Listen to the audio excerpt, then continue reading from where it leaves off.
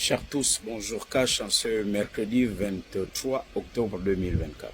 Alors, parfois, vous voyez quelqu'un, il parle, il fait le désordre, il insulte les gens, il provoque. Certaines personnes ne réagissent pas. La sagesse dans nos cultures gabonaises et africaines recommande que celui qui sait, quand on dit qu'il ne parle pas, ça ne veut pas dire qu'il n'a rien à dire. Il observe et attend le moment opportun pour faire taire la personne qui s'agite. Je vous raconte une histoire.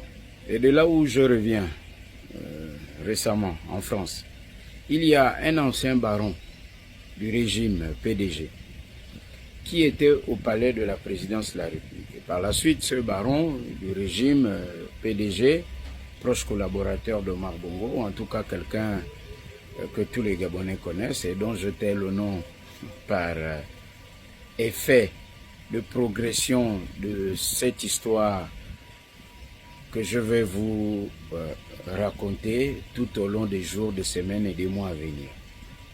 Et donc, dans cette histoire, je ne veux pas donner les noms des différents personnages, mais vous découvrirez et comprendrez de qui il s'agit. Cet ancien baron du PDG était à la présidence de la République pendant le premier mandat de M. Ali Bongo.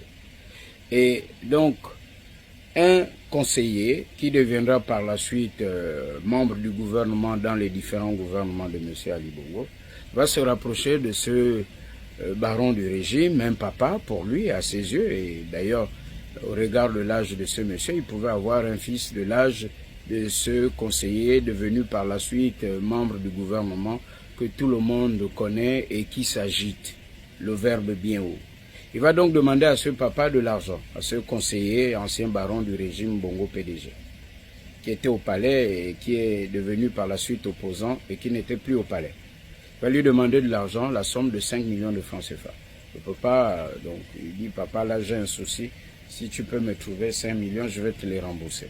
Le papa dit, ok. Il remet au monsieur les 5 millions, le conseiller. Et bon, il va faire un chèque. Et lorsque le papa voudra toucher le chèque, on lui dit non, vous ne pouvez pas toucher ce chèque parce que ce monsieur n'a rien dans son compte. Bis repetita.